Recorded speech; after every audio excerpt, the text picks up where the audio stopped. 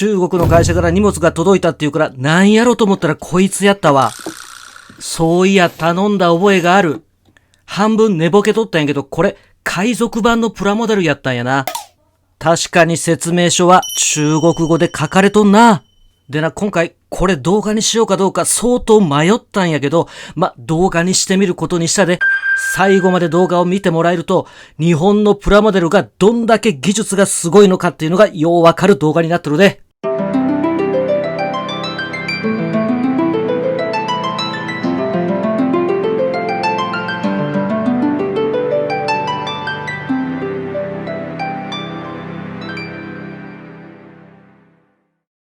さて今回使う道具はこちら。翼の折れたニッパーや。前回のナイト・オブ・ゴールドの時にパキッとやっちまったんやな。もったいないからこれ使うで。使いにくいか使いやすいかってほら、使いにくいで。でもな、先っぽが使えんくっても根元が使えるんや。ないものばっかり求めてもしゃあない。あるものを使ってくんや。それでもこのニッパー切れ味は抜群やからな。デザインナイフと併用して使っていくとそこそこ使えるで。さすがの中華製キットだけあってパーツが合わへん。今もこれ右脇腹がちょっと浮いとるやろ。ここまで作るだけでも相当苦労したんや。その代わりパーツはピンピンやな。日本のプラモデルは安全性を考えてここまではピンピンにしてないんやけど、中国にはそういう規制がないんかもわからんな。今作っとんのも腰のパーツなんやけどな。腰のフレームこれも合わへんのやな。ほれ、嫌になってもうた。でしゃあないからピンを全部切り落として接着することにしたで。このプラモデル、最初から最後までこんな感じなんや。そういう意味では高難度のプラモデルやな。最近の日本のプラモデルにはない歯ごたえがあるで。今回のこのプラモデル、実は素組みで終わらせてまうんや。墨入れすらせずに終わってまうんやわ。ちょっと力尽きたっていうのもあるんやけどな。なんでそうなったんかっていうのをちょっと考えてみた。日本のプラモデルっていうのはある意味誰でも同じように作れるわけよ。誰が作っても完成度の高いものが出来上がるんやな。だからこそ自分のオリジナリティを出そうかなと初めて思えると思うんやな。今回のキット作り上げることが大変やったから、もうそれが目的になっちまったんや。だから素組みで終わってまったと思うの。そう考えると技術の進歩って大事やな。技術がみんなをある程度のレベルまで連れて行ってくれるからこそ、そこから上の工夫っていうのも生まれると思う。で、そうすると、今度は塗料とか道具とか、そういったもののニーズも増えていくと思うんや。だからプラモデルの技術が上がるということは、それだけ経済効果も生んどるん違うかなって思うな。そしてその分、多様性を容認し合える社会になると思うな。さて、結構ここまでも苦労しとったやろ。さてここからはさらに高難度な作業になっていくで。よし。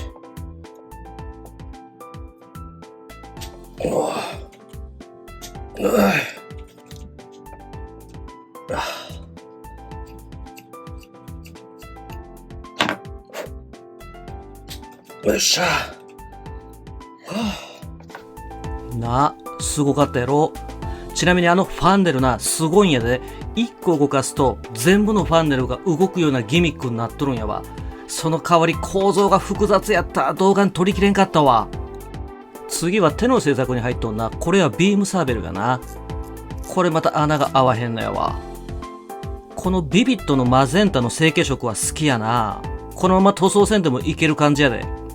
腕には武器が固定されとるんやな。これかっこええな。ただこれ隙間が空いとるやん。これが正解なんか間違いなんかも分からへんねやわ。完成写真あらへんしな。次は2能で作っとんな。このパーツもちゃんと合わへんかったな。これ次は肩のパーツやな。このパーツは接着した方がええな。このパーツは合わせ目が残る。こいつはポロポロ外れる。これは向きに注意。で完成と。肩の裏のパーツ。ここもめちゃめちゃ硬いで。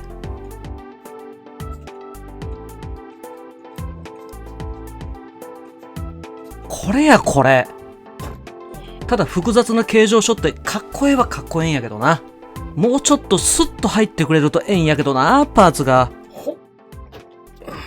ところで、このキット、説明書のミスを見つけたで。これミスっていうのかな？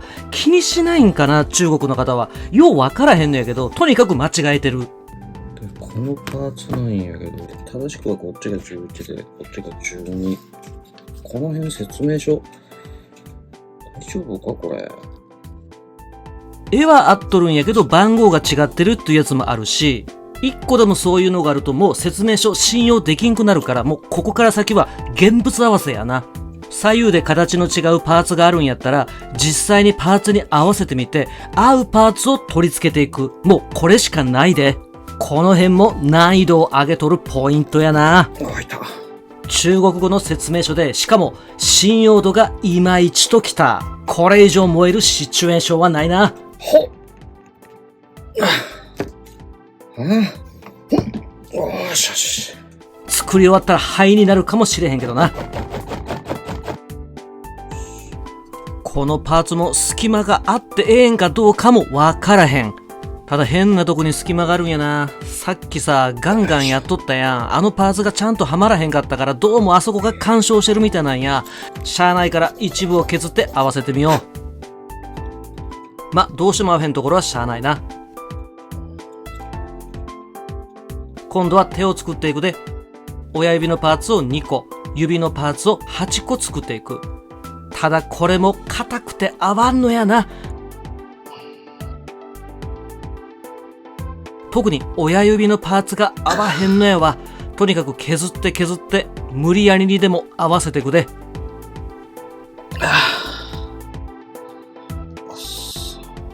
でも最後の一踏ん張りやから頑張ってやっていくで。親指の付け根、これが硬くてまた入らへんねやわ。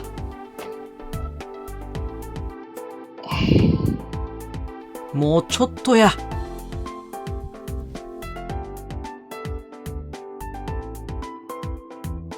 さあ、すべてのパーツが組み上がったから、出来上がったパーツ同士を組み立てていくで。ただ、ここも硬いパーツが多くてな。あと、この手首の部分見えるかな？細い軸が見えてまっとるんやな。これなんとかしたいな。でも気力ないな。とりあえず今回はこのままやな。よし。足の付け根が硬いんや。軸を広げてなんとかねじ込む。頑張れ。あとちょっとや。もうあの人相当イライラしょんな。まあ気持ちがわからんでもない。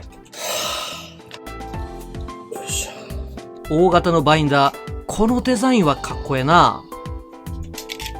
ああ、なんでや。ほんまに、なんでや。もう腹立ってきた。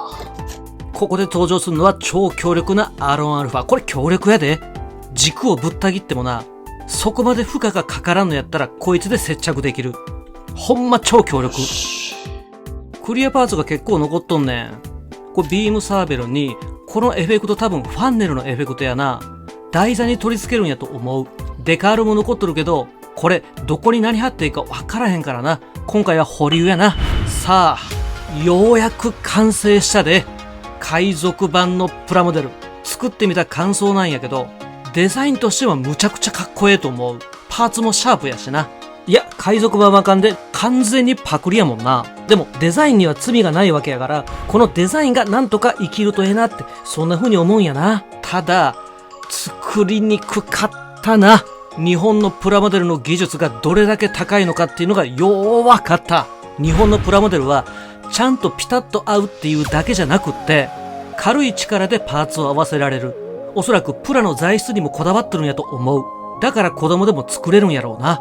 この辺の配慮っていうのはさすが日本の技術やと思うで。外を知ることで初めてうちの素晴らしさがわかる注文や。というわけで今日の動画はここまでやな。最後までご視聴ありがとうございました。高評価、チャンネル登録よろしくお願いいたします。ほらな。